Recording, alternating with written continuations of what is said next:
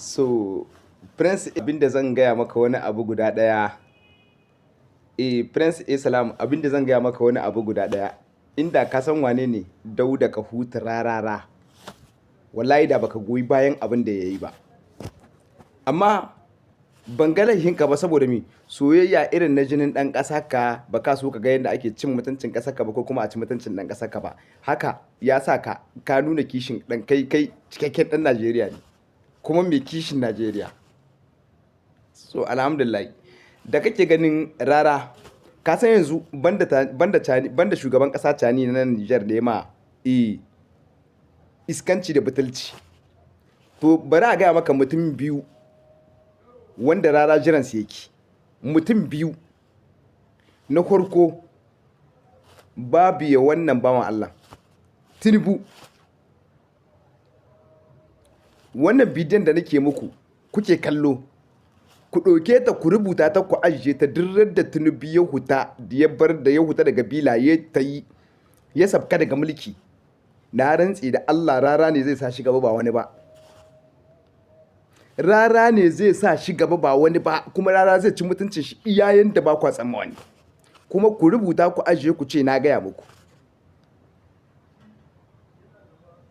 Duk inda butulu yake, butulu in kana neman butulu a duniya in ka samu Rara wallahi ka zo com ne.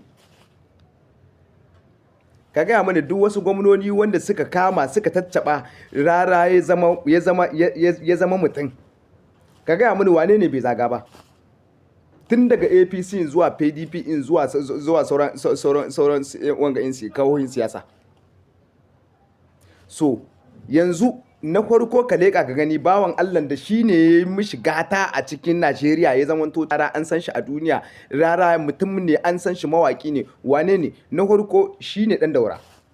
Dogo ɗan Daura ka leƙa ka gani tun da ya ci mutuncin Dogo ɗan Daura wato tsohon shugaban ƙasar Najeriya Janar Buhari. To mutuncin uban waye ba zai ci ba Rara. Na rantse muku da Allah ina jiran sabkar Tinubu tare da ni da ku da shi Rana. Ku ga yadda Rara zai ma Tinubu. Ku kun ɗauka Rara mutum ne, wallahi Rara ba mutum bane ba. A tunanin Rara babu wani mutunci a jikin ɗan adam. Mutuncin ɗan adam a jikin Rara kawai kuɗi. Kawai in zai bashi kuɗi ne mai bashi shine mai mutunci. Sannan bakin cikin shi guda ɗaya ina ƙara gaya muku ku aika ma Rara wannan bidiyon da Baba Buhari kowa ma kusa ku aika ma. Ba na shakku akan wannan maganar da zan faɗi muku. Bakin cikin shi da hal yake cewa wai Buhari ya yi dugu-dugu da Najeriya. Kun san menene ya sa shi ya huɗa haka nan? Lokacin da Buhari ya sabka daga mulki bai ce ma Bola Ahmed Tinubu ba ga mawaƙi nan wannan shi na farti ne ya kamata a kula da shi. Buhari da ya sabka kawai tattara kayan shi kawai sai ku yi arewa ya bar shi a kudin shi. So wannan abin ya yi mishi ciwo sai ya ga tun da ba a bada kwansin in shi ba ga shugaban ƙasa kuma Bola Tinubu Ahmed baya yin Rarara.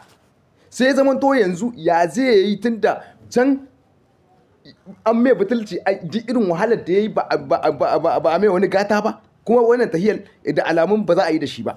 Ya za a yi yanzu ya yi wa kanshi hanya na samun yarda daga wajen Bola Ahmed Tinubu mai bari ya kirkiri wasu abubuwa. Ya ci mutuncin Buhari Bola Ahmed Tinubu bai ce mai komi ba, bai ce abin da ya yi ba, bai ce hakanan ne ba. Yanzu shi ne da ya gani akwai take tsakanin ECOWAS da Niger sai yake so waye shugaban ECOWAS din Bola Ahmed Tinubu. Mai bari ya kirkiri wani aiki wala Allah a cikin nan zai lalubo ya ga ya burge Bola Ahmed Tinubu. Shi ne ya kirkiri yin waƙar da zai sagi wannan shugaban ƙasan na Niger tare da wasu mutanen shi, ko in ce tare da wasu mutanenmu. So wannan ku rubuta ku ajiye ba ku ga komi ba a yanzu bane ba mawaka za ku yi waka kan Rara. Ku ajiye hankalinku sai Bola ta kwanan ne za ku fara waka. Na rantsi da Allah ku shirya kalangun kuma ku ajiye da gangunanku. Kuna kallon Rara a matsayin wangadin nan. So wanda suke zagaye da shi su Tijjani Asasi da ya kamata su dinga gaya mai gaskiya, saboda in sun gaya mishi gaskiya kuma su ba za su so ba ma ya rara ya san gaskiya ba. Wallahi irin su Tijjani Asasi ba za su so rana ya gane ba, sa Aisha Umaira ba za su so ya gane gaskiya ba. In ya gane gaskiya, saboda abincin ƙasa zai.